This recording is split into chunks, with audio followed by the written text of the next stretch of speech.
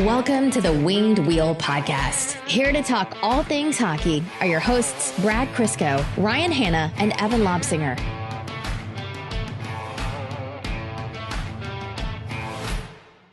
So the joke early on in the game was, is Jake Walman Detroit's best left-handed defenseman currently?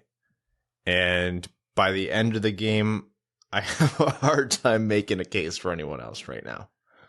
It was never a joke. The joke is that it wasn't a joke.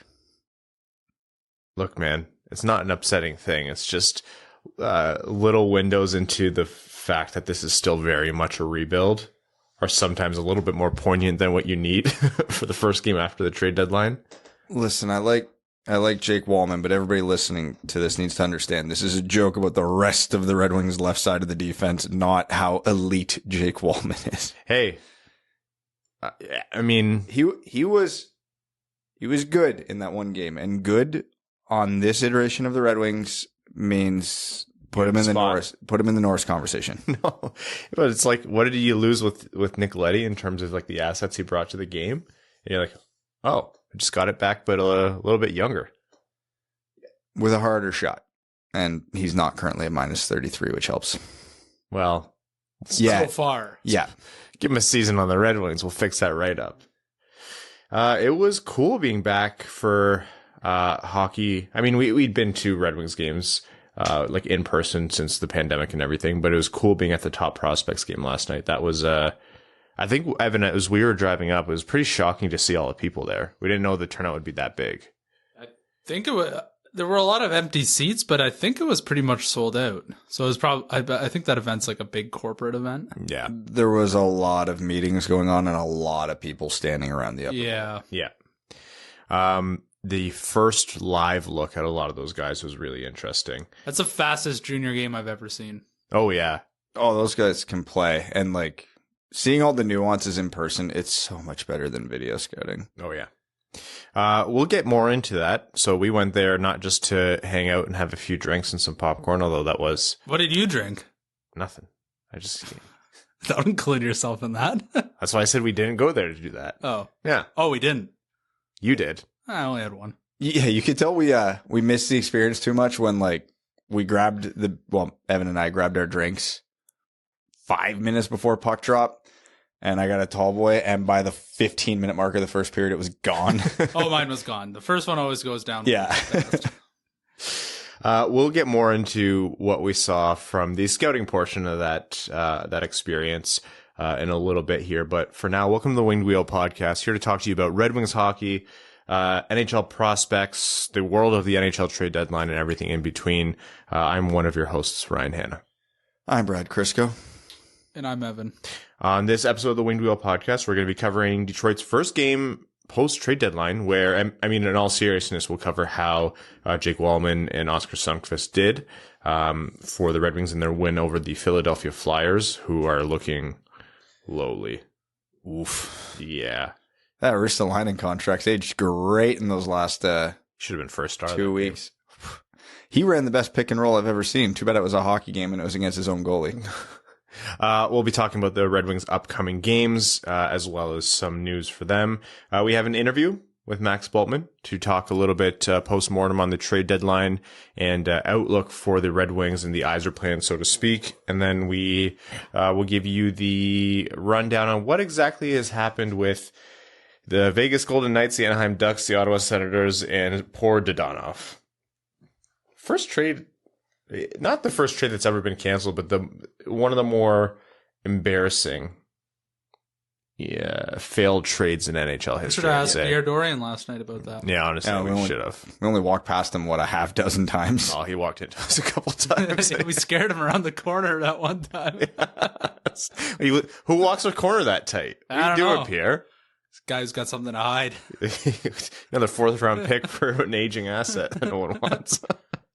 And then we'll get into overtime. But first, we want to tell you about the next arena that we're going to go to, Little Caesars Arena, April 9th. It's a Saturday. That's a game against the Columbus Blue Jackets, where we're going to be hosting, in partnership with the Detroit Red Wings, Winged Wheel Podcast Night at the LCA. So come out to that event and you get access not only to the game, but to the pregame event in which we are going to be recording a live episode featuring Ken Daniels and Mickey Redmond from the Budweiser Beer Garden. In addition to that, we're going to, before and after the episode, be having a hangout where there's a meet and greet, hang out with each other, meet the hosts, insult Brad, get Evan's autograph, generally avoid me. And then any other special guests that are there. Prashant Iyer is going to come out, which we're very excited about. There's going to be food out for you. There's some snacks and things. The bar will be open for you to grab some drinks, if you want to buy those. And then we'll have a ton of giveaways, shirts, hats, tchotchkes, little knickknacks, things like that. Pins are big. We got more pins. We listened to you guys this time. And, the Winged Wheel podcast seating sections, we filled the gondola.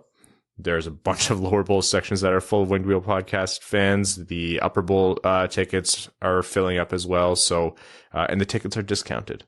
Not only are you getting that special Winged Wheel podcast discount, a portion of the proceeds from every ticket benefits the Jamie Daniels Foundation. And after the game at Harry's Detroit Bar and Grill is the post-game after party. More food, more drinks, more giveaways, all that fun stuff. I'm gassed. Did I miss anything? I don't know. I was half paying attention. I think that's everything. That's everything. You say we're in the beer garden? We're in the beer garden. If it's good weather, it'll be wide open, so that'll be very nice. I am not holding my breath, but... No, based on what we saw yesterday. Yeah. -5 and snow on Sunday. Anyways.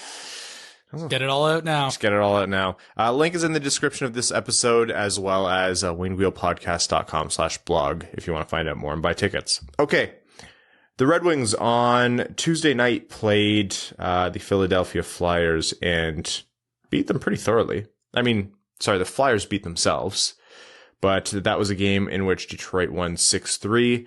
I think at the closest point, it never tied up. It was 4-3, right? 4-3. Yeah. So altogether, I think a really good showing from a lot of different Red Wings, and notably the new guys. So, what were the biggest takeaways for you from that game? I really like Jake Walman. I don't think he's anything special, don't get me wrong, so not to overhype him, but... Sorry, define special here. Middle pairing guy at best. That's what you think he is? On a decent team. Yeah, okay. Yeah. Probably bottom pairing guy on a contender, but skates really well, big, can move the puck, closes his gaps really well, generally just read the play really well. His shot was certainly on display in the sense that it's really hard and he likes to use it a lot. Not always at the most opportune times, but I'd rather have a guy who shoots too much than not enough. Yeah, and there was a couple plays where he had to make a skill play to make the play work, and he did. So it's nice to know it's not only Mo Seider that can do that now. Not to the level of Mo Seider, but no. But he had to walk a few guys at a couple points, and it went well. And yeah, like memes aside, he's probably the best left shot defenseman on the Red Wings right now. Depressing as that may be. At least it's not worse. They could have not added Jake Walman, and the best left shot defenseman on the Red Wings would be Mark Stahl right now. Jordan Osterley maybe some nights. It would be comfortably Mark Stahl, which again, ignoring the memes, yeesh. Yeah. But and Walman obviously brings a very different element that Nick Leddy did. So a lot of I shouldn't say a lot. The few elements that Leddy was good at this year are gone and probably not going to be replaced with Walman. He doesn't have the offensive zone passing vision that Leddy did. Yeah. He doesn't seem as eager to jump into the rush as Leddy did, but his skating and defending seem better. So, and his shot seems better. You got to do a lot of defending on this team right now. And especially if you're a defenseman, it's usually what that calls for. Yes. So understanding the trade-offs, it's scary to think that the Red Wings got another player and a second-round pick. Yeah. Because, honestly, if it was Leddy for Walman straight up, I'd still be sitting here going, yeah, fine, whatever. At least he's younger. But even though he's not that young, he's 26. But, yeah, and then Sundqvist was fine. He's a guy, but he's as advertised. Useful. Yeah, he really did come as advertised. There is no creativity to his game. He plays a very, very simple yet effective game. Jeff Blashill's going to love this guy because he just plays heavy, hard, and straightforward. He gets to the dirty areas. He'll go to the net because I think it was actually him causing a ruckus in front on Veleno's goal. It was. He's always seems to be the first one into the corners. Again, didn't do anything that really stood out, but he got a goal and an assist on the 2 empty net goals. So, hey, and he played a lot of PK, so it's noteworthy that Blashill already trusts him enough to put him in both those situations. Mm-hmm. Yeah, and, so you factor in a second round pick on top of it after the initial impressions, the first impression. I think everybody on Detroit's side of this trade is very happy right now. Yeah, for me, it's... I talked about this with Max, which you're going to hear in a little bit. I do think there is more opportunity for Walman to do the things even that Leddy did that we might think is gone. You're right. The passing is not going to come back. Like that's was probably the best part of Leddy's game. But you look at the tools that Walman has, and he probably can be a little bit more effective even than what maybe they saw in St. Louis moving the puck in transition, just by virtue of the fact that probably no one else on the ice can do it while he's on the ice. Yeah, depending who his D partner is at any given night, he might be the guy that has to be the one transitioning the puck. Because it's not really Lindstrom's thing. Hronik's hit or miss on that one. But I think Walman will be in a better spot and set up for success if he's not that guy. Yeah. But he can be that guy based on the early viewings and everything I read from St. Louis writers and stuff like that after the trade. So, And like you said, Sundqvist, you can't expect him to be special. Otherwise, he wouldn't have been an extra in that trade. But yeah, a simple, hard-nosed, effective game, like that's what you want. If you're going to bring someone in who's going to be on this team for at least a year longer, you want him to be A, not a liability, and B, a net add. And the reality is these Red Wings, if you're going to be playing on the bottom six, you should either be someone who's going to be simple and effective or an up-and-coming prospect. There's not really room for anything else. He's Swedish, so that was the only main criteria. Yeah, and he checked that box. Someone told... Someone said he looks like chaotic Mo Seider, and I wish they didn't say that.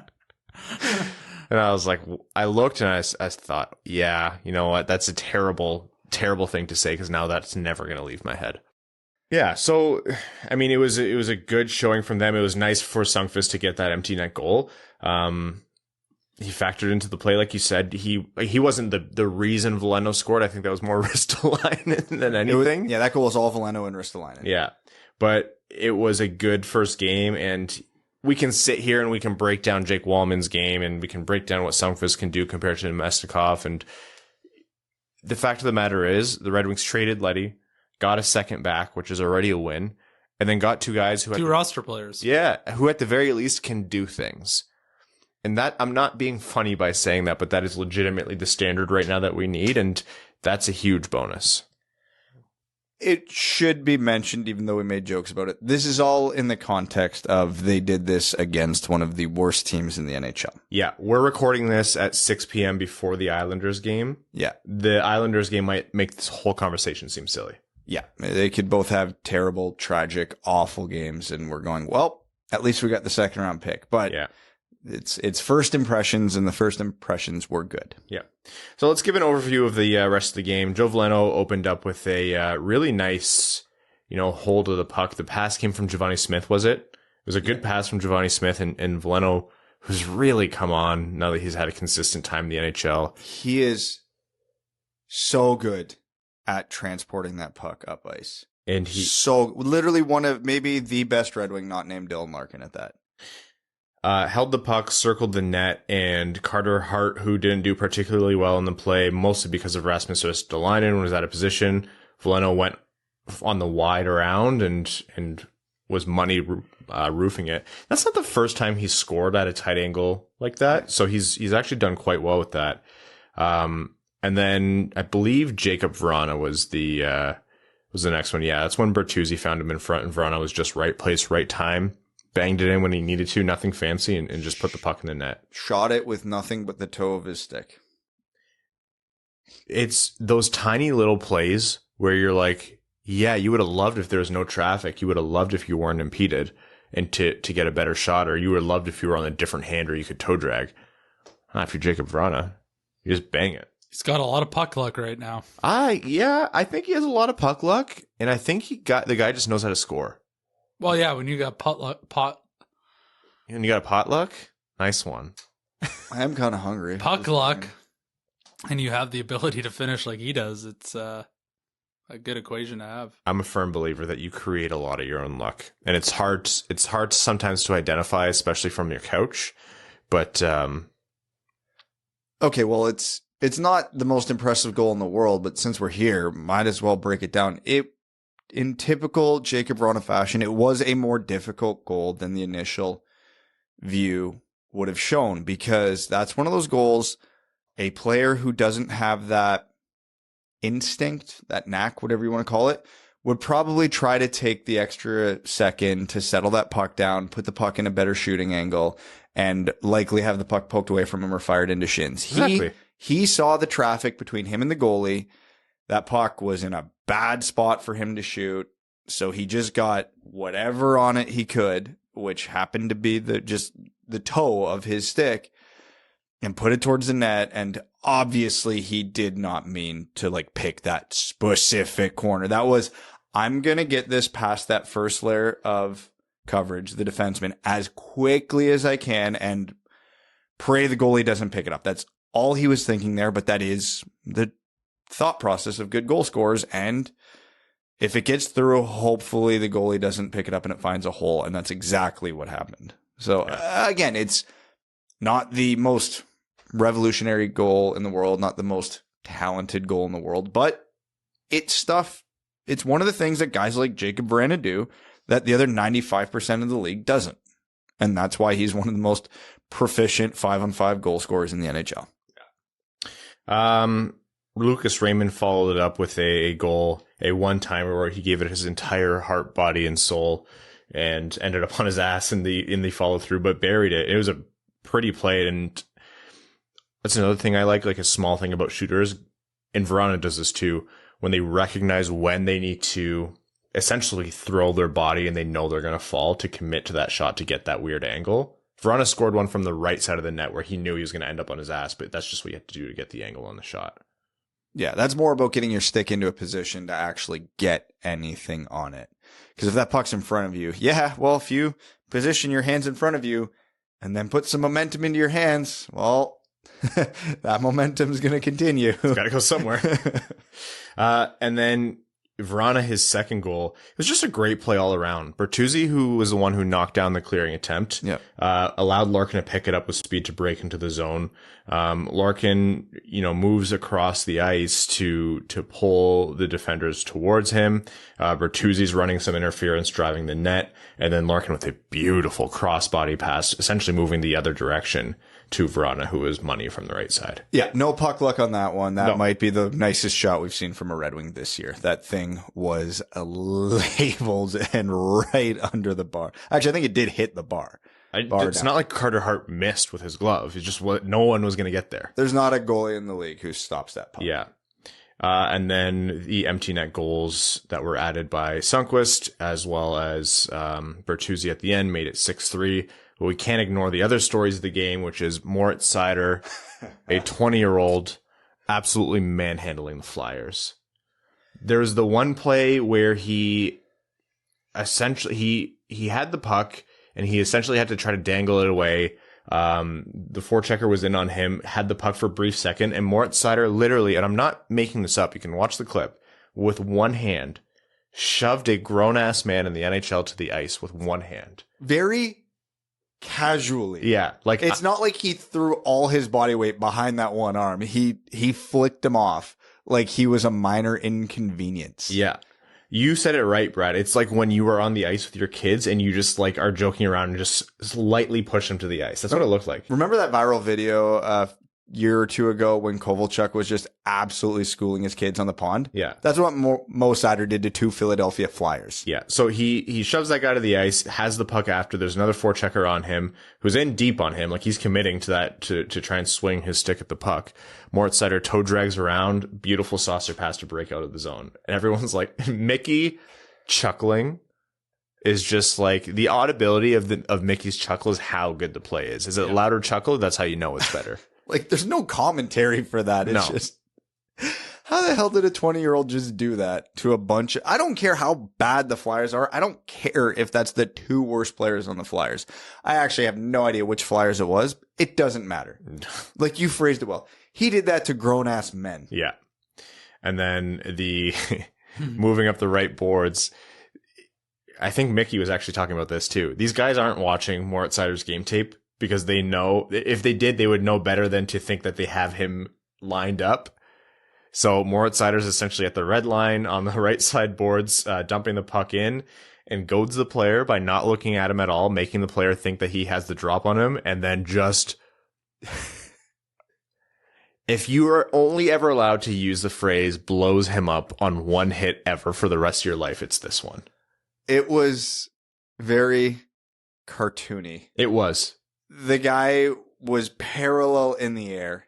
His stick was spinning, flying through the air. Again, Yard sale. It is. It was comical that this 20-year-old... Oh my God. It's playing on loop right now as you're talking. It's just, yeah, it is hysterical. Again, to repeat, he did this to a grown-ass man. And you know that guy just felt so dumb as he's sitting there. He's like, he's probably hurt. Oh my God. And his, like, your head snaps back like that. You cannot feel good. No, the level of embarrassment that guy was feeling at that moment, he didn't feel anything else. No. Nothing hurt about that hit at that moment other than his pride. We've all been at the other end of those hits. You just want to crawl into a hole and get off the ice as quickly as possible. So on a game where Seider didn't end up on the score sheet at all, like Seider wasn't there, that's still a game where I had people messaging me after going, oh man, I'm so happy I listened to you when Seider was at like plus 550 for Calder voting. It's every game now. I have people tell me, oh, look at my bet. It's at 450, or like, I was late, but I still got 225. My buddy sent me, he's like, it's 125. I'm like, I would still do that if I were you. It's not going to get. If it's minus 250, that's the bet to make because he's going to win. It's like, well, I mean, if nothing else, Dimitri is willing it into existence. Oh, 100%. Yeah. There is no funnier, I don't know what you want to call it, bit on Twitter right now than Dmitry Filipovich just posting videos of Seider going, LMAO, or why hasn't anybody learned? Yeah. Why haven't they learned? I don't. You can definitely tell the teams that pre-scout and the ones that don't, and the guys who pay attention to the pre-scout and the guys who don't. Yeah. So overall, I mean, good games for the Red Wings. Like you said, Brad, the Philadelphia Flyers are not horrendous. Yes. Yeah. That's a much more diplomatic way to put it. They were really bad when they had Claude Giroux. Yeah. Now they no longer have a Claude Giroux. But things you want to see when a team has a bad night, when the opponents have a bad night, your rookies to do well, then you guys to do well, the goalie to get a much deserved win. I mean, I think Nedeljkovic had a strong couple games before that where he deserved a little bit better than what he got. Your captain had a hell of a game, Bertuzzi, and you made this point, Brad. Bertuzzi, they didn't move him, and that was obviously a big storyline, and he had a 3-point night to reward the team. So, yeah, all in all, it was good. Any other takeaways, Evan? I know we were chatting about this yesterday, especially with the Seider hit. Carter Hart sucks. He's not bode well for Canada. Okay. No. In Carter Hart's defense, which of those Red Wings goals was truly stoppable? I mean, Carter Hart hasn't been good for like 2 years now. Yeah. Look at the situation he's in, though. Like, yeah, but Carey Price has been in scenarios like that too. Price hasn't been good for 4 years, though. Carey Price is also old now. Yeah, I didn't mean exactly at this in this timestamp. That's fair. I'm not saying he's Carey Price either, but there were definitely a lot of talk about how this guy was going to be like a superstar, and I just haven't seen that bounce back from him yet. No, but he's not going to be in a position to do so, right? Like, next year's not going to be easy for them. He has Rasmus Ristolainen in front of him for the next 5 years. And I mean, literally in his crease right in front of him. I'll just refer to my usual Stonecutters reference. Yeah. He let in 4 yesterday. 2 of them literally went bar down on one-timers. One of them, Rasmus Ristolainen, was sitting on him. And then the third one was through 2 or 3 bodies in front of him. Like that's Carter Hart's season in a nutshell. That Risto contract should be a fireable offense, plain and simple. There's no a lot of GMs that should be on the hot seat right about now. Oh my God, it was brutal.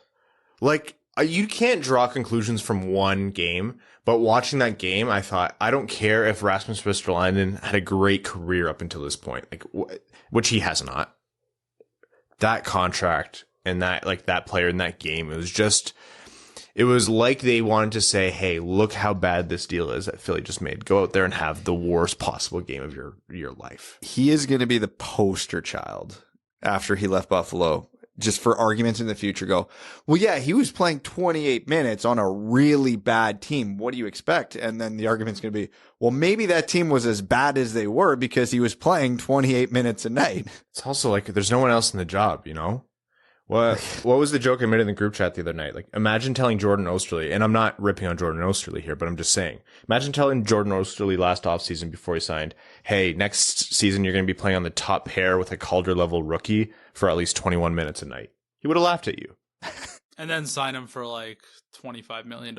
Yeah, I mean, thankfully we don't have that part of it, and thankfully for Osterley it's just out of necessity, and there's a little bit of like self-inflicted Stockholm syndrome going on in Philly. Well, this is what happens when there's 35 people for 32 GM jobs. Yeah.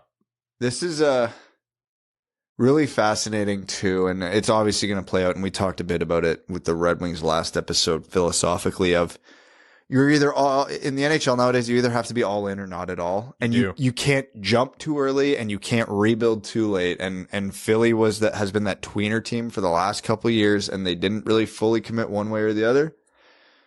Now they're screwed. I remember Philly always used to be this team's really good, but their goaltending is horrendous year after year. Pretty sure that's been them since the early 90s. Yeah, and then they finally get Carter Hart. They're like, all right, here we go. We're winning the whole thing, and then the wheels just completely fall off. That Chicago finals, I still maintain, had they had competent goaltending in key moments, it would have gone the other way. Telling me Michael Leighton wasn't the answer? And you know what? For a while in those playoffs, he was. If I'm remembering correctly. Anyhow. Wow, that was 12 years ago. Yeah. Oh, didn't need you to say that, but thank you.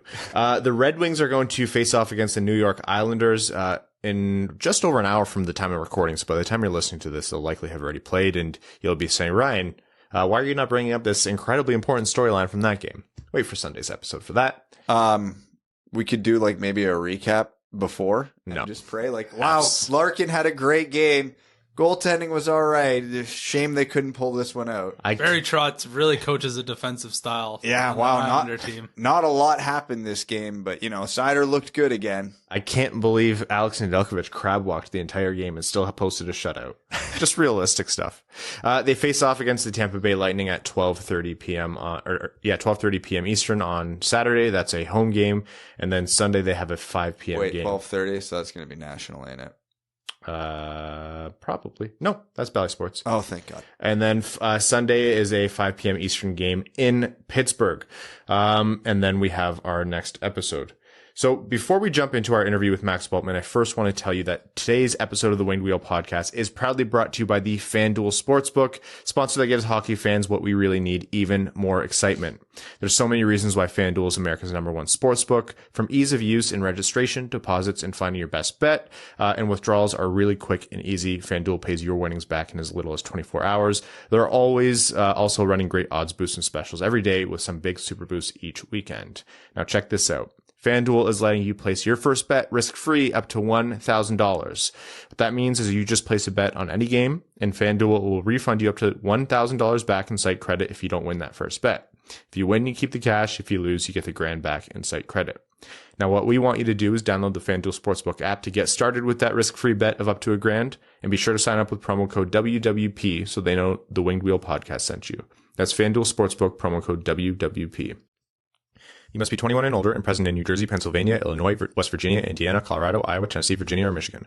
First online real money wager only. Site credit is non-withdrawable and expires in 14 days. Restrictions apply. See sportsbook.fanduel.com for details. If you have a gambling problem, call 1-800-522-4700 in Colorado, 1-800-BETS-OFF in Iowa, 1-800-9-WITH-IT in Indiana, 1-800-GAMBLER in New Jersey, Pennsylvania, Illinois, or Virginia, Tennessee Redline 1-800-889-9789, 1-800-GAMBLER.net in West Virginia, or call 1-800-270-7117 in Michigan. First time doing Winged Wheel podcast after dark with a guest. So, Max, with your lights dimmed, really setting the mood. Feels awkward, just kind of two of us, but welcome to the show. I was told that this was a date, and then you showed up, so I don't know. Allison sent me, she's been at spring training for like a year, and this link comes through. I'm like, oh great, I'll set the mood. And then I open the screen, it's you. You'd sabotage me. I had to pay Allison $500 to give me your new number. You can't keep changing it, man. You're going to run out eventually. Folks, Max Bultman of The Athletic Detroit, that should be a familiar name. And if it's not, The Athletic Detroit is well worth the price of admission for Max's work alone. Max, right now you're working on a pretty big feature piece, which I don't know if I want to say any more than that, but we're excited. Yeah, I was going to say, don't say any more than that because I don't know when it's going to run. Yeah, I'm working on what I've been working on for like a month, and it's getting close to the finish line. I hope to have it across the finish line soon, and then my entire self-worth will be on the line as people read it. So we'll see how that goes. Can't relate. It's the beauty of the podcast. You just record the next one and pretend the last one didn't happen. Well, that's what I do with 95% of my stories, but this one's a little precious. Well, once that runs, we'll make sure everyone gets their eyes on it because no doubt that it's going to show everyone exactly why Max Bultman is worth the price of the admission. But let's talk about the trade deadline.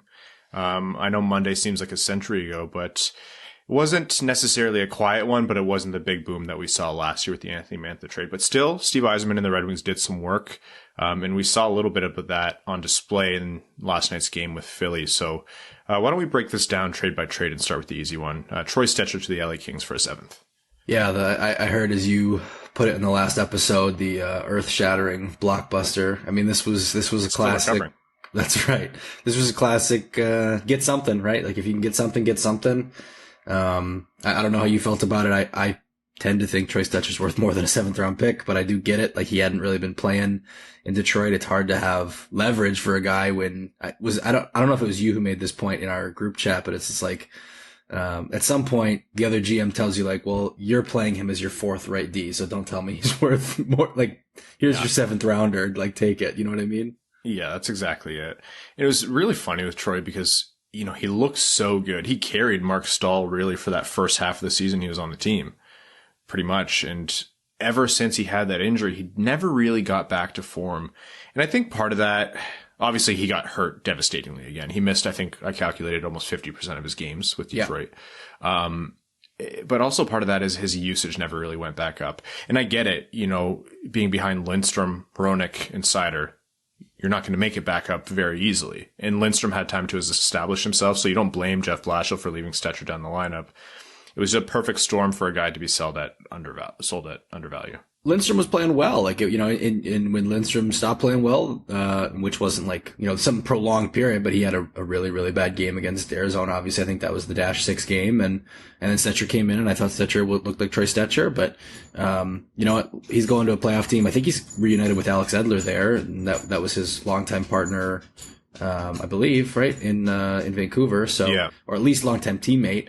So, no, I mean, the Kings got a guy who's going to be really good for what they do. They're a competitive, hard team. He is, small, but he is a competitor, and he has always been a high motor guy. I know that's what, that's the basis of his game. And so, I like that trade for the Kings. For the Red Wings, you know, if they weren't going to re-sign Troy Stecher, at least they got something and they get Lindstrom back in the lineup. I don't have a problem with it. But it's similar to, I guess I'll transition us here for you, Ryan, to the Nemesnikov trade, which was like, you know, every year this guy gets traded for a 4th round pick. It seems like every contract year, I should say, every time I think he did it twice in 1 year, actually. And that's clearly the market price for Vladislav Nemesnikov. You would think, having watched him, as you and I both have, this is a guy who, you know, if Nick Paul can get a 3rd round pick, I don't really understand why Mesnikov doesn't, but hey, that's what the market price is, and they took it rather than get nothing. So I can't really knock that too hard either. Yeah, without presuming to know the way Steve Yzerman thinks it works, and I've long since given up on that endeavor. I'm sorry, Nick Paul wasn't a 4th round pick. That he got traded for. It was Joseph in a 4th. I actually don't know the details of that trade. That one might have come through as we were recording. It was Matthew Joseph in a 4th, which honestly, that's even better than a 3rd round pick. So yeah. And nothing against Nick Paul. He's a good player, but I think Mesnikov fills the exact same role. Yeah. Yeah. I don't know. Maybe part of it's, being on the Red Wings, but like I was about to say, this came late in the game, right? That was a 3 p.m. trade pretty much. So at that point, you can kind of glean that Nemesnikov could be a fit on a lot of teams. Yzerman was probably just seeing how high you could drive the price. And the market on forwards wasn't the same as for defense this trade. Not like it was D. Yeah, that's exactly right. I mean, the D kind of got out of hand and for a while there, they reined in a little bit from Ben Sherratt land there. But, honestly, the Nick Leddy trade, I thought the Red Wings did quite well. I mean, my thing was, I didn't think that trade personally was panning out, as at least I expected. I don't know what the Red Wings expected. I don't think Nick Leddy was as bad as his plus minus or whatever would indicate necessarily. But I didn't think that he had maybe the intended, big time, rising tide lifts all boats kind of effect there. And I thought at times he looked a little overwhelmed in Detroit's system, which is very different from New York, or not necessarily in terms of intent, but in terms of quality, it's very different from the Islanders. And so for them to be able to recoup the 2nd round pick that they gave up for him and get a couple of guys who, even if St. Louis was just unloading contracts, I think both these guys help Detroit at minimum for the rest of this season. And looks like a pretty decent chance they're both, they got a chance to help them next year too.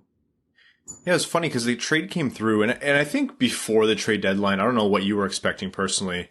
You're hearing Cody Stavenhagen's dog in the background. I personally love it, Max. It was on your live room on The Athletic. I love that he had a feature on there. She's great. Yeah, Olive. Oh, yes, that's right, Olive. I wasn't now expecting... She's looking at me because I said her name. So give her a treat. Come on, man.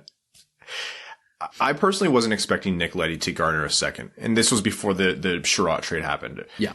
I don't think Leddy had a good year. Like you said, it wasn't a complete breakdown. He was still one of Detroit's best puck movers up the ice. And you can see he had little stints where he really found his game in the offensive zone, especially, but overwhelmed is the right word. There's no Pulock, there's no Pelech in Detroit. And he didn't have that much time with Moritz Seider. Anyhow, the price was obviously driven up. We saw that he got the 2nd. So again, to recap, it was Witkowski and Leddy at half salary retained in exchange for a 2023 2nd, Jake Walman, left-handed defenseman, and Oskar Sundqvist, who he can play wing or center, played on the wing for Detroit last night. After watching Jake Walman for a game, I understand St. Louis Blues fans' frustrations because I think Jake Walman was doing all the same things Nick Leddy was doing for Detroit. And it's a 1-game sample size, so I'm going to sound like an idiot soon, I'm sure, but he almost looked better. Well, there's certain ways that I do think that was true. I think in terms of Nick Leddy's passing, I think that's at a better level than Jake Walman's, and it should be. He's Nick Leddy, right? But I think in terms of the puck transporting, it's right there too. And I think, and importantly, he made forced a couple of neutral zone turnovers that I think, that's going to be the basis for whether he sinks or swims in Detroit. Is Jeff Blashill's made it clear he wants to see him use his skating as a defensive trait to kill plays early. That is a great way to kill plays early, to be aggressive, use your quick jump, some burst. And hey, if you get it and you can take it the other way, all the better. So, he kind of made not so much a comparison, but the allusion to Nick Jensen and how Nick Jensen, was able to use really good skating to be a good defender. I think that's what they would like to see out of Jake Walman. We'll see whether they do or not. But immediately, you're right. I mean, we were texting about during the game. Okay, there's definitely something there. And this is obviously someone Steve Yzerman said he's had his eye on for years. And now you see why. And Sundqvist, you saw why they liked him right away too. Again, I'm sure St. Louis would have preferred to keep him in a non-cap world. But in terms of a big defensive forward who is smart, and who clearly knows how to play winning hockey, that's something the Red Wings lacked on every front. So, that's an immediate help to them too, really in replacing Nemesnikov, but also kind of in an important way, like in some specific elements that even Nemesnikov didn't necessarily have. I think he played winning hockey, but he didn't have quite the size that Sundqvist did, and maybe not quite the defensive pedigree, even though he was still a good defensive player. Yeah, Sundqvist has a little bit more of a specialization to him, I find. Yes, and he plays a very hard-nosed. Yeah, he plays a very hard-nosed game, and not that he was like the most major factor on the goal, but it was nice to see that goal go in, and he was the one crashing the net, being the big body and nuisance in front. It was a little bit of a microcosm of what we might get with Sundqvist. Yeah, no, I think that's right. And I think, he gets the 2 points both on empty netters, but my long-standing philosophy on empty netters is, there's every bit is earned, because what it means is the coach trusted you on the ice in the hardest defensive situation, the most important defensive moment. So, 2 points there, and it's not going to be an every night thing for him, but he was involved in that first goal, creating havoc around the net that ultimately leads to Rasmus Ristolainen running Carter Hart and allowing Joe Veleno to roof that wraparound. So another element that they need, and that one, there's no reason he can't bring that every night. And you did some investigative work with the help of our friends over at Cap Friendly as to Jake Walman's expiry status. So walk us through that. Yeah, so I wasn't sure whether or not he would be considered a Group 6 UFA, which is players who have 3 years of pro experience, are 26 with an expiring contract, and have played fewer than 80 NHL games. The reason I'm asking is that threshold, the Red Wings didn't have enough games, as I understood it. He was at 58 games. The Red Wings only had 20 games left to do it. But what Cap Friendly told me is that it was prorated because of COVID down to 75. So that means, he obviously only needs to get to, I think it was 17 games out of the Red Wings' last 20. Now it's only 16 of their last 19. If he plays in all those games, then the Red Wings will retain his RFA status. And obviously, if he becomes a UFA, it's not like it's the end of the world. It's not like his number is going to be $7 million or whatever. But you prefer to have team control if you can have it. And so I would assume that he's in the lineup for at least that many games down the stretch. He's maybe not a $7 million guy, but very likely could end the season as Detroit's best left-handed. Well, you've already got him ahead of Leddy, so break out the $5.5 million contract. Hey, well. And the piece coming back here that's obviously most notable, it's easy to look at players, but the Red Wings recouped the second-round pick that they initially gave up to get Nick Leddy. Now, I don't want to talk about, I think everyone agrees that's great value to get what you gave for a guy plus, and that's all well and good, but you mentioned a little bit of this in your post-deadline piece on the Athletic Detroit, which everyone go read, and if you can't read, like Evan or Brad, just do a text-to-speech thing. This is, Yzerman now has to make some decisions, or people think he might have to make some decisions as to where he's going to go with this deadline. Because does he use this as a launch pad to accelerate things and take advantage of what Moritz Seider and Lucas Raymond have done? Or does he stay the course and really double down on adding assets and offloading guys who have, expiring contracts or are aging out of the rebuild, so to speak? I'm fascinated to see. They did it last year for the first time. They had traded like 4th round pick for Adam Ernie and stuff like that in the past, but to see them give up a 2nd round pick and then a 3rd round pick in about a 1 week span for Leddy and Nedeljkovic, I thought that was a really interesting shift in how they handled business last summer. They were getting now players. Nedeljkovic was at least young. Leddy was a 1-year rental, and obviously you see it worked out great. They got the pick back, whatever. Maybe they knew they were going to be able to do that all along. You never know. But either way, to see them giving up a 2nd round pick, I thought was notable because yes, it could have just been they want to have Leddy around Seider and Hronek. I do think that was probably a very large part of it. But you always also want to get better. And I think he seems to be in a mold where he's really itching to win now or starting to, I don't think that means he's ready to abandon patience, but you heard him talk even in the answer that he gave about Jeff Blashill about how painful the last 6 weeks had been and how hard that had been, the ups and downs there. Look, this is the end of the 3rd season of Yzerman, right? He's got more trust from his fan base than any team in this situation in the NHL. I also have a decent inkling that he's a pretty big competitor, and I don't think he wants to be bad forever either.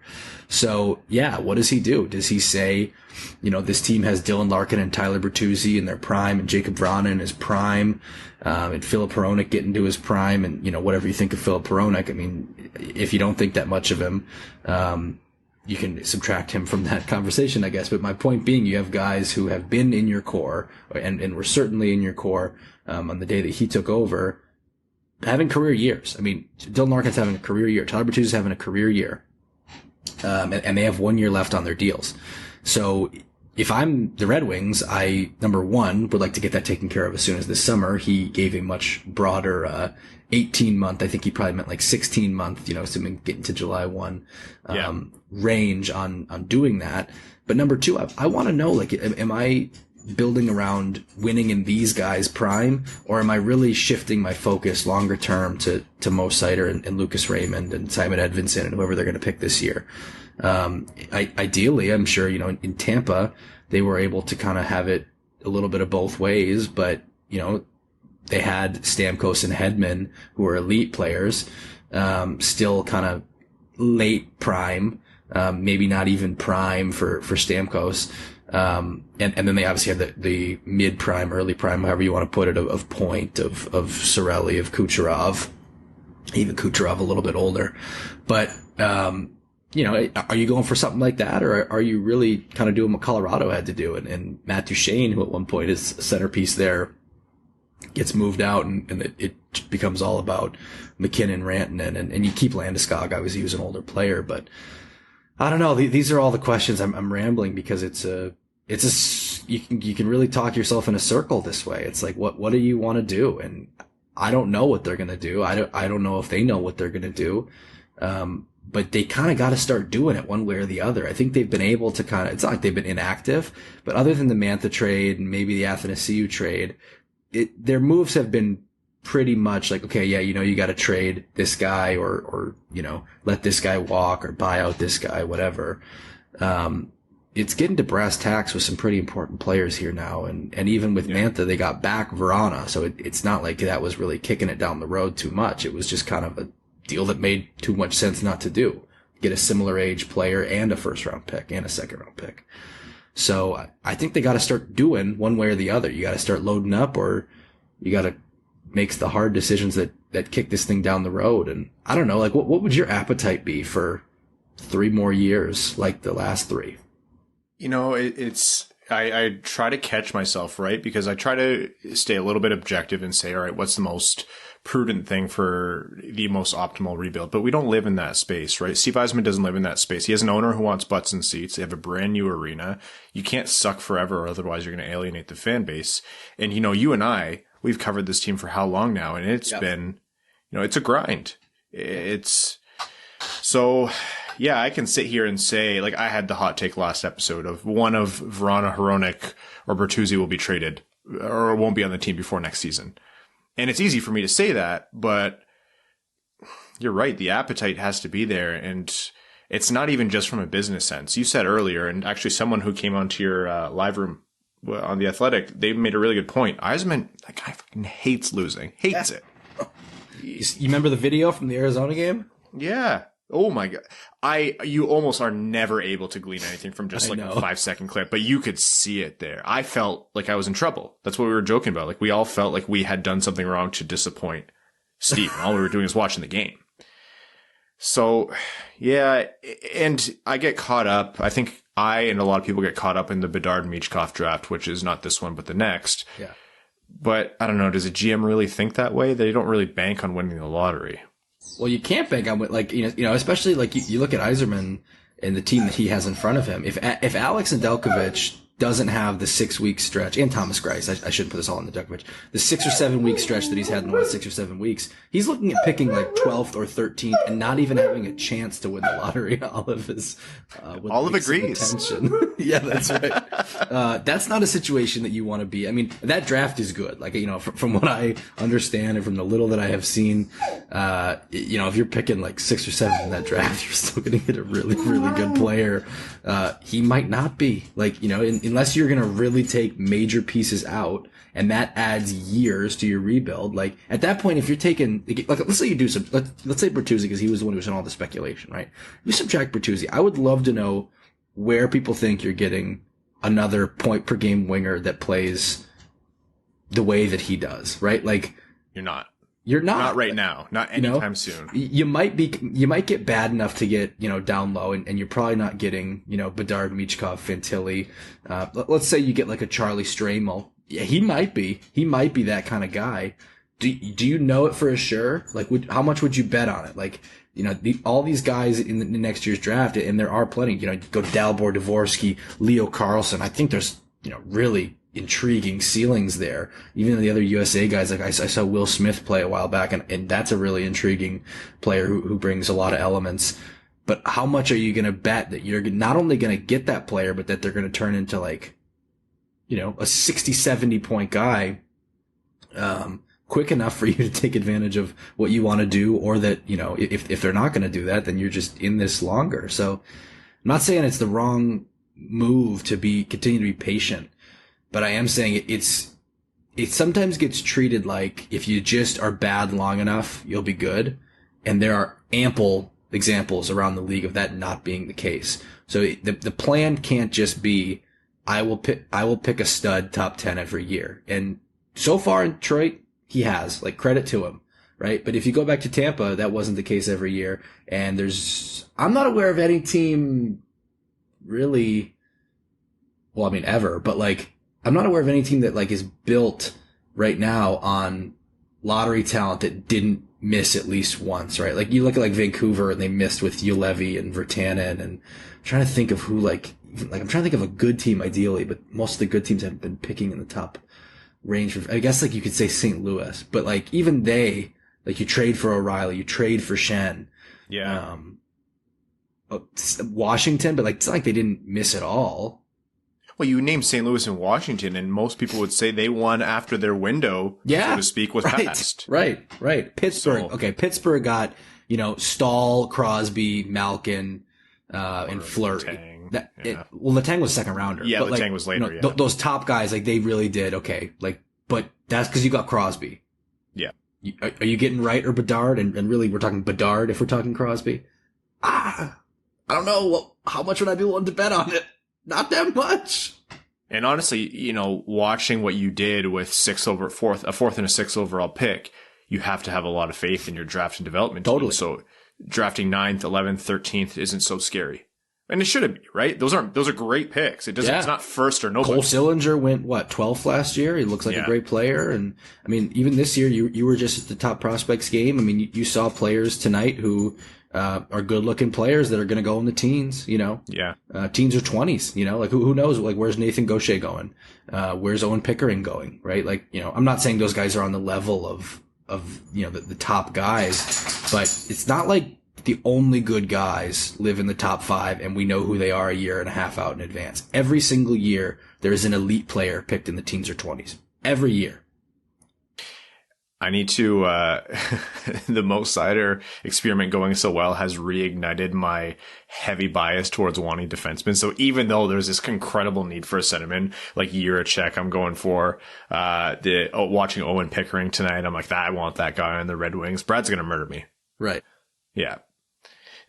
This draft, last question here. This draft, does it have to be center in the first round? No, I don't think so. I think if you end up taking, ideally it's a center or a D, because those are the two most valuable and hardest to find positions. That's the case every year. If it's a winger, like, pick your winger, Danila Yurov or whatever, or Savoy if you don't think he's a center. Like, if that's the guy, that's the guy. And you gotta go to free agency and you gotta sign Vincent Trocheck or whatever you gotta do.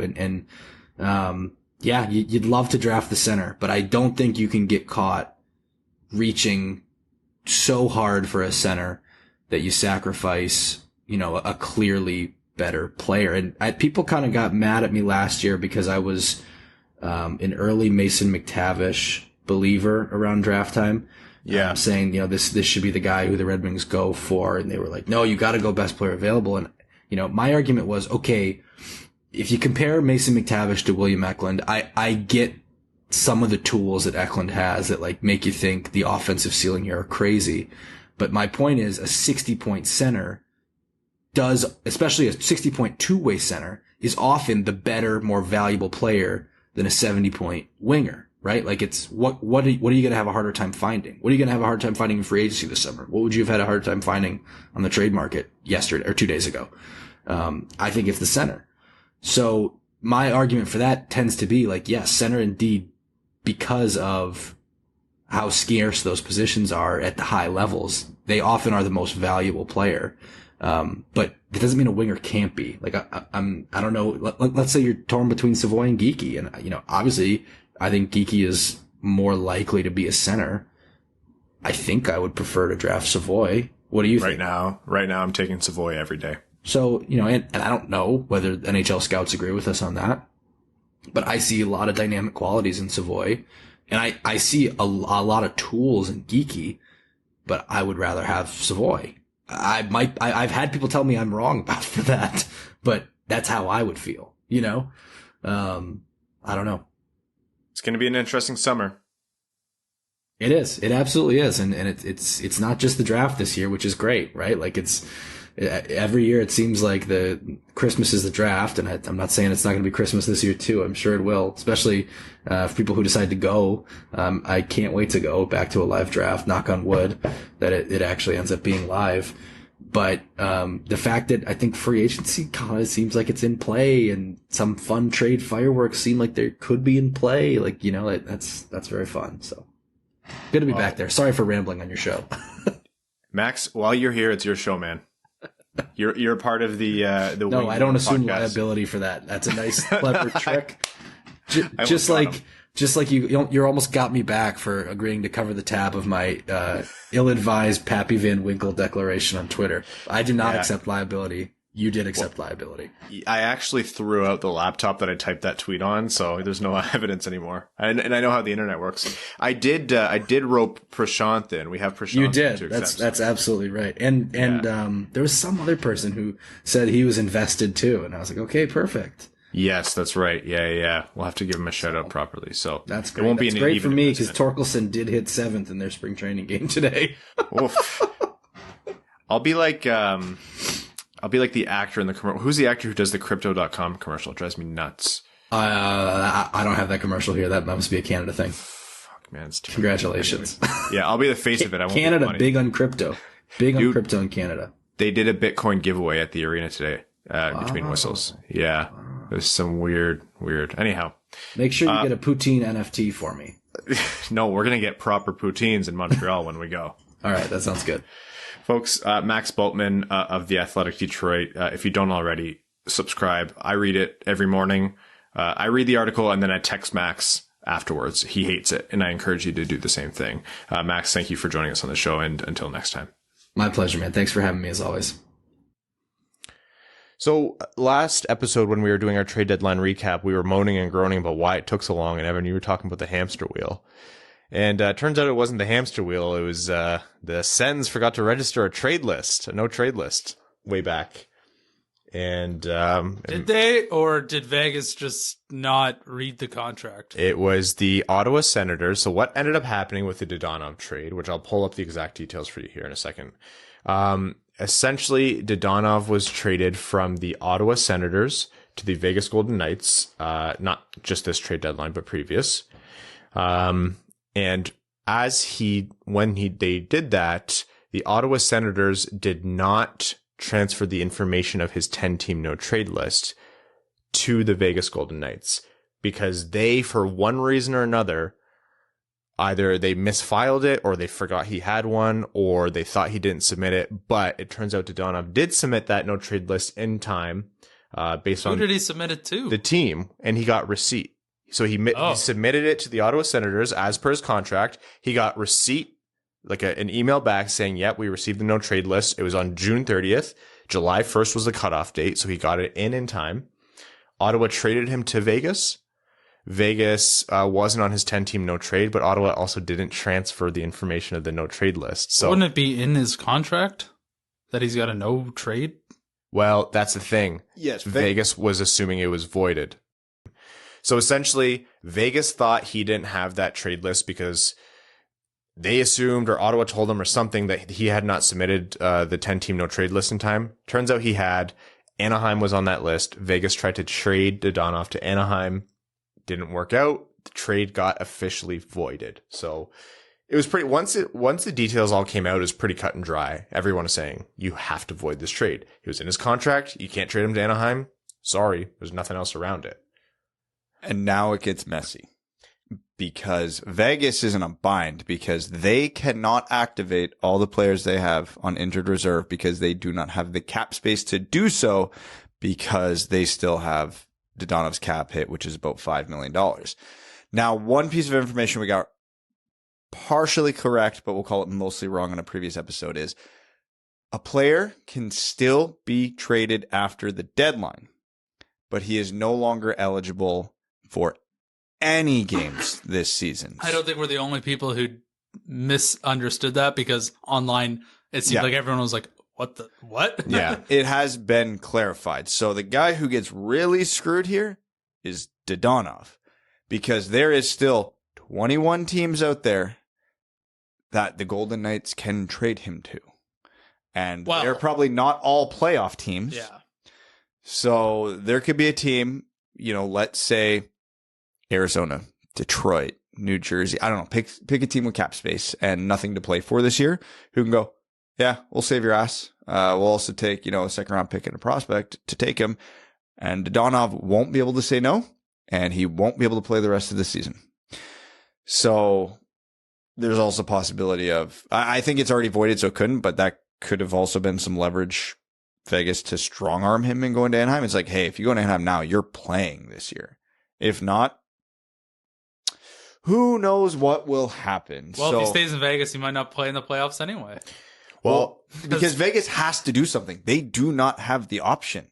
They have at least two players who are coming off LTIR relatively soon with big cap hits. I think they said they have like 10 people on injured reserve. It was Leonard and someone else are coming off soon, and then you still have Riley Smith, Mark Stone, and someone else. Alec Martinez, Mark Stone as well. Yeah. That's going to be Jake Biscoff, who's a minimum player. But yeah, that's a lot of cap hit coming back into Vegas. Cap's stupid. Yeah. The cap is a myth because what do you want to bet? We're going to hear a whole lot of delays and setbacks on Golden Knight player injuries over the next couple of weeks. They have to clear a lot of money, man. Like, the guys you guys listed, it is a ton of money. I'm seeing $19.5 million right now on injured reserve and then another 15 on LTIR. And if Leonard's done for the season, that's one thing. Which doesn't sound like he is. He sounds like he's almost ready to come back. And Dadonov, so part of why Dadonov didn't want to go to Anaheim is, income tax. He's making $5 million a year. So for him, I don't even know if it's about playoffs, but he just wants to go somewhere where he feels like his income's not going to be shaved off. And that's much different from Nevada to California. I think almost all players, their no trade list is basically shitty places to live and tax implication. 100%. Yeah. I actually think it's more uncommon for those lists to be purely based on winning. That's like guys who've made their dime and, just want to win one before the end of their careers, maybe. Yeah. So anyhow, all this is culminating in the Vegas Golden Knights have to make a trade here otherwise they're not going to have a viable team with all their star players on injured reserve.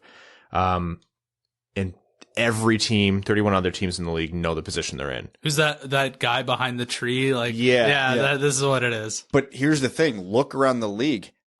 No other team can make trades right now. How many teams have $5 million in space to just take him? It ain't going to be cheap. It ain't going to be cheap. San Jose Sharks. Which will be on his no trade because of the California tax bracket. Arizona, the Rangers, the Devils, Kraken, Preds, Ottawa Senators, Anaheim Ducks, Blue Jackets, Red Wings, Sabres. So half of those teams would probably be on that list. A good chunk of them, yeah. So that's a lot of leverage for those remaining teams. If the Vegas Knights don't make the playoffs, you fire your GM, right? No. No, they No, How do you not? this is a fluke season. Like we were talking about, look how many of their top players have barely played this year. Listen, this is the most embarrassing thing for a GM to do. And It's not on- and he's there. This is what happens when you spend recklessly. Okay, first of all, their team has been built in this way for a while. You can't just pull out of this system and say, okay, we're going to force ourselves to suck even though we have Mark Stone, not exactly in his prime years or approaching them. Like he's moving in the other direction. How old is Mark Stone now? Late 20s. Yeah, like you have to take advantage of those years from Mark Stone. That's how they were built from the start. They were gunning from it, and you really kind of have to do that until the well runs dry. But it's not on them. They didn't know the clause was still active because Ottawa didn't report it. I mean, you should definitely do your due diligence when you're buying and selling something. Especially when everyone's supposed to be a lawyer. I'm with Evan here. I will agree. Get fucked, Ryan. You piece of shit. The majority of the blame lands on Ottawa, but I mean, his no trade clause was listed on Cap Friendly. Did they not talk to him or his agent once since he's been there? They called the agent when they said they were making the trade. To which his agent could have been $365 a year. Wait, no. I think the agent did say that. But then they still processed the trade. So they didn't call him till after it was Also, Vegas has a bad rep of not talking to the player or the agent before they trade someone. So it's been reported, I think Friedge said this, that he does believe that they called him before, but they were so certain that the trade clause wasn't active because, again, the information that they had from the Sens was that his list was not filed on time, and thus his trade protection was null and void. Maybe figure that out before, like, but 10 minutes before your homework's due. But dude, they thought they had it figured out. Like they didn't.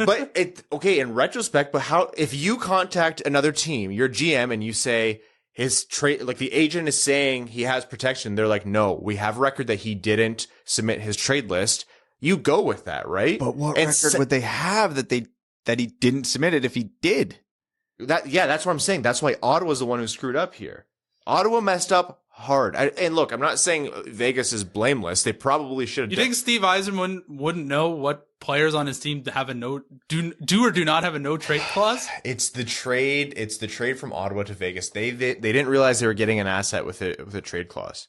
Okay, so one of two things happened here, and I'm still going to lay a good amount of blame on Vegas for this because the first one is, yeah, this trade kind of came to fruition last minute. They were obviously coming up to the deadline. They did not have time to really dive in and figure out the exact logistics of this. Okay, you can understand that's why they might be pretty forceful about this. Dadonov was on the block for weeks. We all knew that he was on the block. This is what I don't get. They had all the time in the world because they did not start shopping Dadonov that day. They had the world of time to get confirmation on that. And whether or not it was active or not, they had to have known weeks ago he had it, which means they had ample opportunity to clarify whether it was voided or not. But why would they feel they need to clarify if by the rules they thought this isn't some like random occurrence? It happens. Players' trade protection gets voided for one reason or another. They break the contract. They don't submit more though. No, when they don't submit something on time, if they have no trade list, like those are contingent on submitting those trade lists at certain time. And if you don't do it, then that clause is null and void in a lot of contracts. And it's happened before. Like so many people had to screw up here. Absolutely. So many people. Because like even going down to it, because again, Dadonov's name has been out there for a while. Another person who probably knew that his name was out there was his agent, who probably should have called Vegas 2 weeks ago.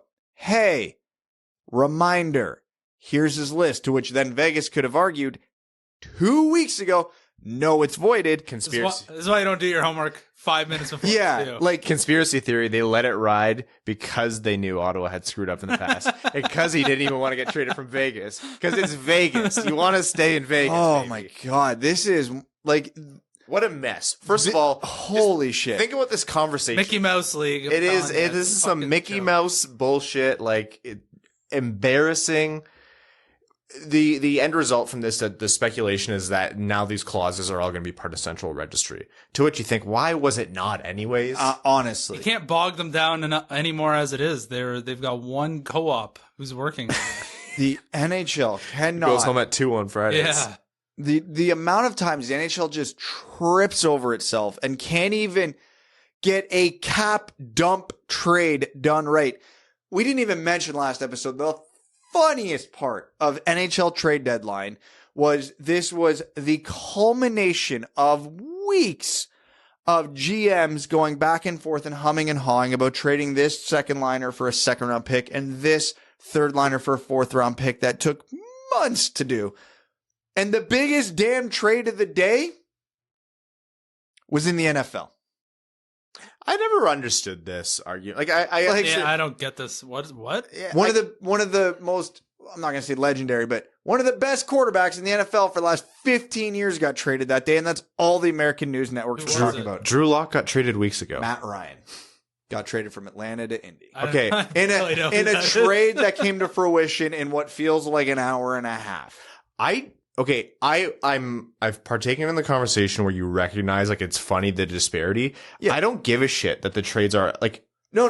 I know. It's a meme. It just adds to the hilarity. You have a really simple, meaningless trade in the NHL that can't go through fucking properly because of all the dumb garbage that we are talking about. Meanwhile, the NFL's like, we're trading a franchise quarterback in an hour. Or I saw that Tyreek Hill is being traded. And that took like less than a day to cut. Miami's like, here's 6 draft picks and we're extending him for $1 billion. I do appreciate just the YOLO that other sports have. I know. There's like, you want LeBron James? All right, here's like our entire best players in our farm team and our next 5 first-round picks. And they're like, okay. every child in the city loves this player. You can have him for free. Yeah. Like, it's Like- the most ridiculous. Those are fun. The NHL trade line's not that great. Like, and this specific thing isn't the NHL itself's fault. This isn't a Bettman. It's the NHL, just how NHL general managers operate. But it'll never not be funny. Right? I'm having a blast, but at the risk of taking this even further off the rails, we do have to talk a little bit about. This isn't off the rails. No, I don't want to see what off the rails is. Oh, it's nice to shit on other teams' GMs. Well, I mean, let's talk about that at the Top Prospects game. So we went to the CHL Top Prospects. I'm the game. only person who knows what an NHL GM looks like in the flesh, apparently. I need to tell the listeners this. We often make fun of Brad for being a weird Rain Man. Like you name a player and Brad is like, he was wearing blue on the day he was drafted, which was in 1999. And the draft was on Neptune that year. You knew the humidity. Yeah. And Brad just retains that stuff. It's like Pierre Maguire, but mildly less annoying and way better hair. And I thought Brad was the only freak on this podcast. I don't think I'm normal, but Brad's like definitely not. But Brad's genuinely like he's like a mutant in X-Men. We're walking through the Odd in Kitchener where the CHL Top Prospects game was happening, and Evan, who doesn't know, like has probably worse recall than me. Like, oh God, yeah. We were walking through and Evan goes, "That's Pierre Dorion. That's Julien Brisebois. That's Kevin Cheveldayoff. That's Danny Briere." And I was just like, "Evan, how do you know all this?" He was the best thing that how I can explain it is if you had asked me who the Tampa Bay GM was, I'd probably say I have no idea. "You're a freak, But you're yet, a freak like Brad." But yet there he is. Yeah, He's right there. you look up, I'm like, "Oh yeah, there's Chevy." There they goes. Hey man. So the entire NHL brass and anyone was there. The Red Wings had representatives there too. Draper was there. Apparently Yzerman was there, but very intelligently hiding out. He's in his ghillie suit somewhere. Fake mustache. Yes. The reason is the CHL Top Prospect Game, for those who don't know, is across the entire Canadian Hockey League, which is comprised of the WHL, the OHL, and the QMJHL. They bring together an assortment of the most eligible NHL draftees for the upcoming. Is it purely the upcoming draft class? It's purely guys it's the top prospects in the CHL eligible for this upcoming for the draft. 2022 draft. And they stick them on a team red and a team white. And there's like a testing day beforehand, and there's a practice that the scouts watch and everything. And obviously they're involved in that part. But the draw is the game, where the best way I can describe it is it's an all-star game, except they're fighting for future jobs, so they care. Yeah. Oh, yeah. There was a lot of hits thrown. Yeah. So Wright was there. Savoy was there. It was loaded, and it was actually really cool to see these guys in person. Takeaways from the game, even though it was just one game. Yeah. It was the most boring outcome of that was the guys who were billed as potential top 10, top 15 picks by and large really did stand out. You can see why they're there. Shane Wright had a very quiet second half of the game, but in the first period especially, you could see why Shane Wright was the top. He, throughout the whole game, did not make a bad play. You can tell he just processes that game at another level. He's not super fast, but he's not slow. He's got a wicked shot. He didn't really show off his hands all that much, but he was always in the right spot, always had his head on a swivel, could always make the play that needed to be made quickly. Like, I don't think he's ever going to be a 90, 100-point scorer. Craig Button, bangs the table when talking about Shane Wright, saying, this is Patrice Bergeron, which might be extreme, but you see why he says that. You understand the similarities. He does literally everything right. Yeah. Yes, yeah. Every He's a inch coach's of the ice. dream. Yeah. You need a guy to make the best play for you in a defensive situation. Wright's the guy. You need a guy who can transition the puck effectively and quickly. Shane Wright's the guy. You need a guy to be able to run off the cycle and be a shooting option or a passing option. Shane Wright's the guy. He doesn't wow you. He doesn't blow you away, but you watch him and you can't nitpick. There's nothing to nitpick. Yeah, I don't think he stood out in moments that game, but overall, I don't think he was the standout player. No, I agree. You're right that you can't nitpick what he was doing. I think his maturity in his two-way game was really impressive for me. If you're talking about quiet parts of his game, when we say he did everything right, not just in the offensive zone, both directions, and it really made me think this guy gets taken likely first overall. He can probably slot in as a center next year, depending on the NHL team. Yeah. And you look at the progression of his OHL season. He went first, if you break his season so far into 4 parts, he was 1 point per game. Then he was 1.15. Then he was 1.35. And now he's 1.5. That lost year has to just kill in terms of those kids' development. Just, those are such important years. You're still learning the pro game. You're learning how to play as your body changes and as the bodies of your competition is changing, as you're playing faster hockey. It's a formative year. It's such an impactful year, and it just was lost. Scott Wheeler actually put out a really great story and got into detail about a player who had to deal with that in the last year, just kind of playing everywhere and on a billion teams, and it was just a disaster. But who also coincidentally was, I'm sure for you as well, but my standout player of the game, which was Matt Savoy. Yeah. You can just see it. Everything about his game, he is fast. He reacts quickly. He's got the hands to pull off what he does. He sees the lanes. Again, it's the boring answer, but he was one of the guys who went into that game and you expected him to be a level above everybody else, and he very obviously was. Thinks the game so quickly. Yeah. In the not fitness testing, but in the testing they did, he was the top performer of the day. In terms of agility, reaction time, all that quick twitch NHL hockey type stuff. He was the standout. And Shane Wright was right up there with him on all that too, which is relevant. But yeah, apparently Savoy just crushed the testing. Age-old argument. He plays center for the most part. But he's 5'9"? 5'9". Oh, he did not look big on the ice. No. He came He looks like your little brother. Yeah. Yeah. And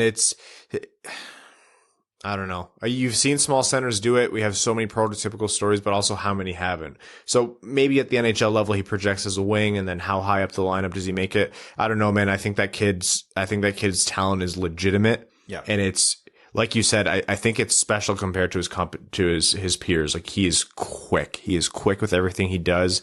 He thinks the game super well. He has the tools. His skating is so funny. He has this weird like hop to his step where I almost am like, he's not going anywhere, but he moves. He gets around the ice. He looks like a little honey badger. He honestly does. Yeah.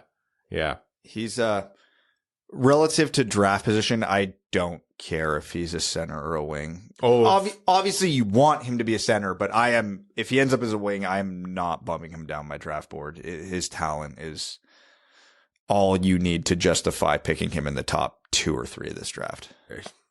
A lot of projections have him going lower. I know, and that gets me excited. So as the Red Wings plummet down the standings. So aside from Shane Wright, you take Nazar, you take Logan Cooley. Are those guys that you take over Savoy? They're like, in my mind right now, there's only, outside of Shane Wright, there's only one other guy in this draft that I'm considering putting ahead of Savoy as of now. Cooley? Yeah. Yeah. Okay. Yeah, I've got the top 3's really starting to separate for me, if that makes sense. What else did we notice? Who else stood out for you guys? In terms of the not top 10 guys, thankfully we were talking about this all game, so it doesn't look like we're just picking the player of the game. But do I like Jagger Firkus. He's good, man. He's got some smooth hands. Yeah. He's quick. He, again, a guy who just reacts to the play super fast. And like Savoy, he's not big. I almost felt guilty because going into that game, I did not know much about Jagger Firkus at all because like I've had a lot less time this year than in previous years to really get into my deep dives. And by now I'm usually well into the second round. Great projections. Great hockey name. Yeah.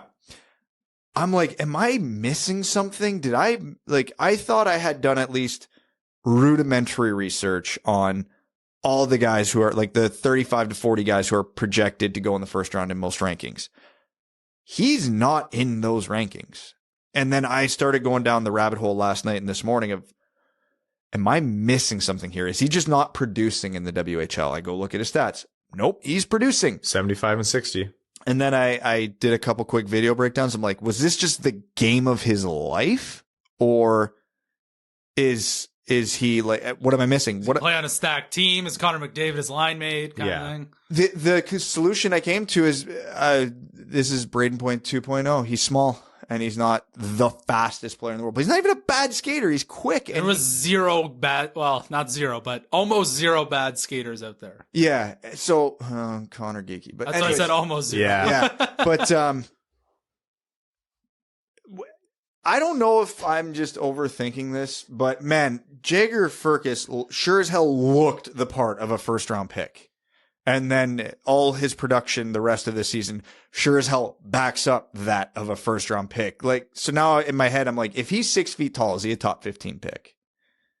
He's good. Yeah, absolutely. He is so good. Mostly because he'll just stand out to the scouts some more. They'll look at him automatically. Especially like the thing I love about being able to watch in person is you can get a whole scope of the ice and then you really get a better feel for that twitchiness of a player. Do they see their best options quickly? And that was one of the big things that stuck out with Firkus is he does not waste time. Like one of the best plays he made all game on top of his beautiful goal and his assist, it was just an ozone cycle where one of his teammates made a bad pass. It got broken up. It came to him kind of. He had to take a few steps to get to it. And 2 defenders were also chasing the same puck.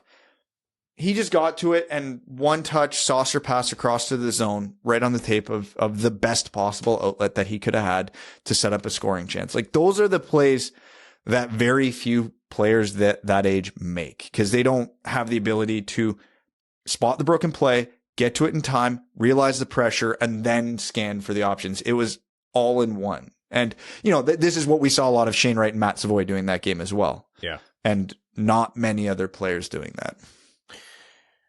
I'm becoming a meme at this point, but like I said to Max, I really liked Owen Pickering. Yeah, he was good. I thought he was good. He was really mobile. I thought he moved the puck really well, and I thought he read the game really well for a defenseman on the left side. I'm just saying. Yeah. He's been a bit of a riser in the last month or so on some draft rankings too. Yeah. So it makes sense that he looked that good. What did you guys think of Geeky?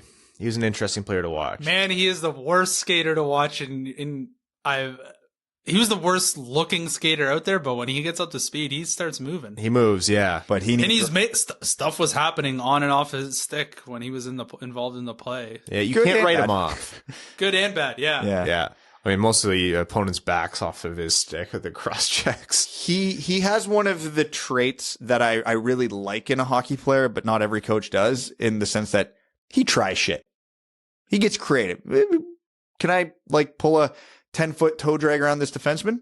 Maybe. We're going to find out. Yeah. And he goes for it. When he gets to top speed, he can move, but holy shit, does he need a lot of runway to get there. There was only one play. And when he's getting up there, it does not look good at all. No. Overall, the impression I came away with was this is not a top half of the first round player.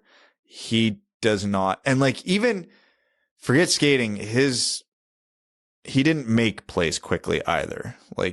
He plays slow. And again, for a big player, that can work. And he definitely looked like one of the strongest players on the ice. And you definitely saw the hands and everything in that package that entices teams. So you get it, but I left with more questions about him than I walked in with. I also really liked Nathan Goucher as well. Gaucher. Yeah. Well, I'm English. Well, the Pardon my, yeah. I think the yes, PA announcer was messing that up. Yes, too. that's probably He what was. did it Yeah. for me. Yeah. He looked impressive. Okay. I don't think he's maybe not a first round pick, but somewhere in the second maybe. But He's projected 20 to 30 most rankings I'm seeing right now. yeah, I thought he's a big boy. He not only was he tall, he looked just solid.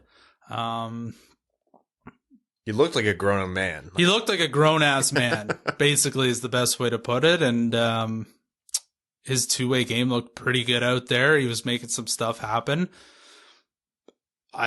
He's got the body to play at the pro level. I just don't know nearly enough about him or seen anything really about him other than that one game to really have an opinion on his the totality of his ability. But I thought he looked really good. The thing I like about this game is it gives you a lot of clues as to where to start digging deeper on guys. Because, for the Red Wings left shot defenseman, you start going down that rabbit hole. Two that stood out to me. One is no surprise because he's ranked 10 to 20, depending where you look. And he was a captain of Team White, which is Denton Bateychuk. You very obviously see why he was one of the more highly rated skaters on the ice. He just makes plays happen quickly, effectively. He's not the biggest defenseman, but he can get around. The one guy that I didn't know anything about, not one damn thing about going into that game, but I came away impressed, and I'll have to obviously dive deeper, is Kevin Korchinski. I think he plays for Seattle in the Western Hockey League. Korchinski did do a good job of making his presence known out there. Yeah, he moves the puck really well, and he's very mobile because he didn't look that small. He's a tall, skinny defenseman, but yeah, he got around the ice really well, and he can make things happen with the puck, and his patience with the puck, too, was noticeable, which is not a super common trait in a 17-year-old defenseman. Well, like you said, there's a lot of leads there as to where to look, and seeing these guys one-on-one. Oh, and Reed Dick had the game of his life. Oh, my God. He was the 26th ranked North American goalie, and he just Not anymore.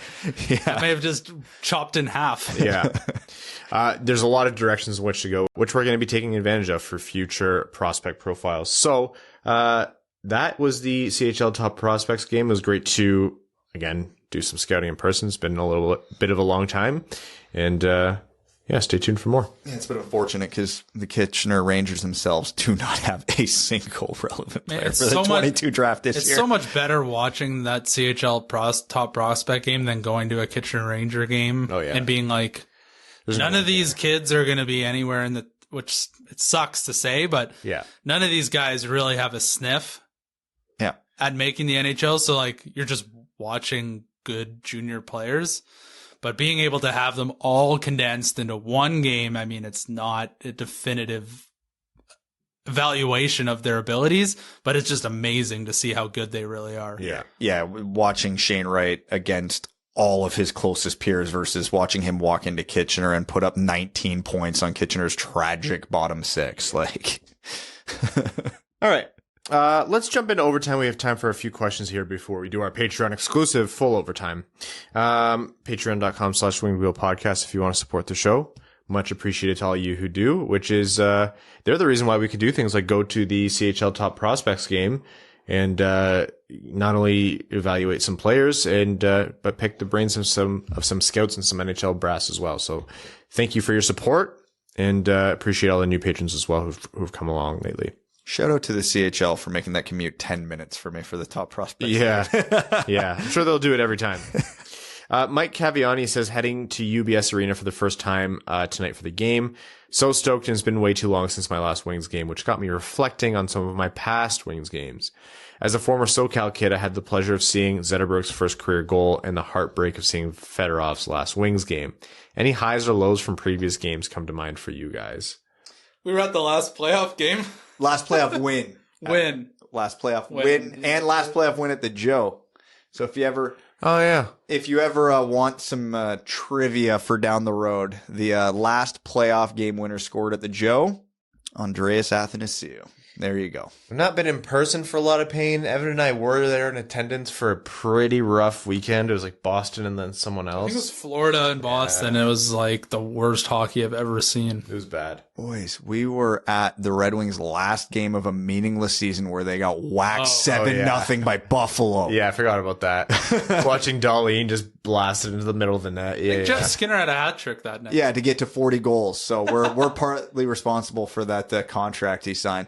Also, we got to watch a full period of Caden Fulcher in the NHL. So did we see John Tavares score his last goal as an Islander? We did. Yeah, something like that. We did? Yeah. Yeah. So season before, I believe. Oh God, I don't. Yeah, he tied the game late and then the Red Wings won it in overtime. I remember that. Yeah. I remember he scored and we looked at each other. We're like, that could be John Tavares' last goal as an Islander. And it was. Bert Timsey, hey, new patron. Welcome, Bert Timsey, and appreciate your support. Welcome to the Dub Dub Club. Says, hey guys, finally excited to be a patron. Graduated in the middle of 2020. I was struggling to find a job in my field until 2 weeks ago. Hey, congrats, man. That's awesome. Thought I'd share the wealth with my favorite podcast team. Appreciate you. Also, what are your thoughts on the Toronto reversible jerseys, and how would you like to see the Wings do? And would you like to see the Wings do one? 2 jerseys for one? Why the hell not? Yeah. So this was one of the most heated debates I've seen on Twitter in a while, where it was the boomer window versus the Gen Zs. And the millennials were avoided, thank God. Yeah. We didn't have to participate in this one. We were the grocery stick of this argument. So I'll put it this way. I personally thought both sides of this jersey were ugly as hell. Did not like them. Not a fan. But I also understand... And, as much as I'm not a Justin Bieber fan or anything like that, I could care less. I actually love that the Leafs did this. This is good for the NHL. You want to appeal to the next generation of hockey fans, the fans who are going to continue to support you for the next 40 years. And that's, teenagers, people in their early 20s, the people who are huge fans of Justin Bieber and like progressive ideas like this. That is who this was for. And if you looked at the reaction from them online, it was a hit. Like, this was a great idea by the Leafs and very well executed towards the demographic that this should have been targeted at. So I have no problem if every other team in the league tries this. Like, am I going to love most of these? Probably not, but they're not for me. And I understand that. You don't have to like it, but like you said, this is an avenue using something like pop culture and fashion to reach a larger demographic. You don't have to like Biebs' music. You don't have to like him as a person. You don't have to like the jerseys. I don't think they're nice, but one-off special edition jerseys using things like, think of what Drake did with the OVO jerseys with the Raptors. Oh, those made an insane amount of money. Killed. And think of it, people genuinely wear that stuff as fashion. Oh my God, yeah. And like Toronto, like the Raptors as a brand in Toronto, which they were already massive, it somehow got even bigger. It's a good idea from a marketing perspective. I will say though, if it's not your cup of tea and you're a hockey sweater purist, it's your right to hate it, but it's not for you. That's what it is at the end of the day. It's not for you. I like special edition jerseys from teams because I think we don't see enough variation. It's fun. Keep your core jerseys, do some special one-off stuff. You have 82 damn games in a year. Holy shit, just do something. NHL teams should be doing more brand diversification at all opportunity that presents itself. And they should be going out and trying to find it. Yeah. And it's just more revenue. Every jersey you sell is another $200, $100 in the pocket of the league. If the Red Wings wore their home reds and their road whites 70 games of the year and then came up with 12 gimmicky, weird ass jerseys to appeal to different segments of the fan base every year, cool. You could come up with, if I go that extreme, like, you could come up with hundreds of ideas for those 10 games in 1 hour. And I'll moan and groan about 99 of them, but it'll still be a net benefit for the fan base. If every year they did one classic jersey, throwback style, they wore it for 2-3 games, cool. They did, I don't know, who would be the Detroit equivalent of Justin Bieber, whatever. They team up with Eminem Big Sean. Yeah, to design a jersey for the Red Wings. We look at it and go, well, that looks dumb as hell. But then, everybody 19 and under is like, this is the greatest jersey ever. Great. And then if they want to do a meme jersey for 3 games, like the Jurassic Park ones in Grand Rapids. Oh my God, right to my eyes. Love it. By all means. Anyways. I heard Kodak Black is going to design the Florida Panthers reversible jersey. It's going to be pretty scarce, the material on that one. Yes. God, I wish this was the Patreon exclusive because I have such a good follow-up to that I can't say. Ryan19 says, let's have some fun. Yzerman tasks the winged wheel to fire the coach, but only one of you can do it. Which one would it be? The answer here is Evan, without a shadow of a doubt. Without a shadow of a doubt. Brad would say too much. I'd trip over my words. Evan would just get it, walk in and go, hey, sorry, you're done. Just do the Michel Therrien where he just sits and stares at you for like 30 minutes with cigarette smoke in your face. And you'd know exactly what that looks like because you'd recognize Michel Therrien. I would. I would not right now. I could not tell you what he looks like. The one thing I was surprised is Kevin Cheveldayoff. I don't know why I always thought he was super tall. It's just a normal. He has the head of a tall man. He does have a head of a tall man. Yeah. That's a perfect description. Oh, wow. Last comment here is from Kodak Black's date, funny enough. Says, hey guys, I'm looking at the Vegas cap. It's firked harder than Brad trying to pass the height requirement to ride the big roller coaster. Jeez. My God, going in hard on this last one. If Detroit isn't on Dadonov's no trade list, would you guys do Dadonov and Haig for a second or a third? Before you say they won't give up on Haig, they have Theodore, Martinez, Hutton, and McNabb on the left, and Petro, Coughlin, and Whitecloud on the right. I'm just looking at the left side for Detroit, and I think Haig would fit well with Hronek. Possible offer sheet possibility, maybe. I would be fully in favor of bringing over Nick Haig. But Vegas, though their odds are down to 25%, are still very much in the mindset of they want to go for a run this year, so they are not going to offload roster players who are valuable to them right now. What's going to happen with Dadonov's ultimately just going to be like the Mark Stahl style trade. Like, hey, here's your pick. Please take this contract. Send us future considerations. Have a nice day. Yeah, I still think someone squeezes them for a first, though. It's their only choice. Oh, yeah. If anybody's ever going to do it, now's the time. Whatever GM takes like a second or some lackluster, he is going to get... At the next GM's meeting, he's going to get the shit kicked out of him in the men's washroom. Like, do not lower the price for Vegas and make it easy for them. Yeah. Drive a hard bargain. If someone settles for a second, it'll be mildly annoying. It'll be Ottawa. That would be... No, they'll give them a third-round pick for... Actually, Ottawa probably can't be on Dadonov's no trade because he wouldn't put Ottawa when he submitted it while he was on Ottawa. I don't even want to think about that ring. We're actually never opening that argument again. Can you imagine how awkward of a conversation? Be like, oh, hey, give us your 10-team list. You're like, oh, you put us on there. You play for us. That doesn't make any sense. He's like, oh, I know. I have to cover all of it. Yeah.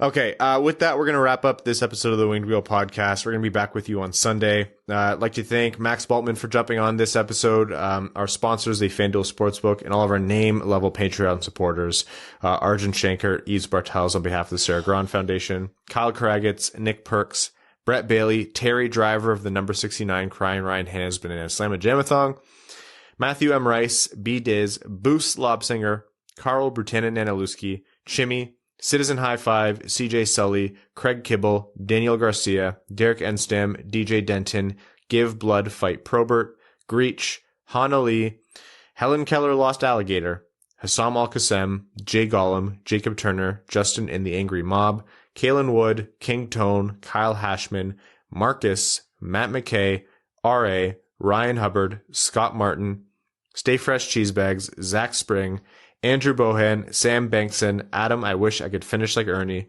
Antonio Gracias, Babe Landeskog, banging out a quick one with Brad Crisco, Ben Barron, Connor Leighton, Dave W., Eric Sinkowski, Evans Bingo Card, James Laporte, Jeremiah Dobo, Jeremy Brocker, John Evans, Josh Yelton, Kevin McCracken, Quaz, Logan Stull, Matt Keeler, Matt S., Max $1 million, Papa Woody, Parkin' on the Street, Poppin' Hemis, Revi DeLuca, Terry Actual, Trevor Pevlovar, Zach Handyside, and Zach McCann, a driving range superstar.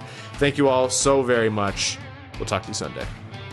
Thanks for tuning in to the Winged Wheel Podcast. Be sure to check out wingedwheelpodcast.com, where you can subscribe to the show on iTunes, Spotify, or wherever you get your podcasts. You'll also find links to other ways to support the show, such as Patreon, official podcast apparel, and more. And don't forget to follow the show on Twitter at Winged Wheel Pod. And of course, the hosts at Brad Crisco, at Ryan Hanna WWP, and at Hockeytown Evan.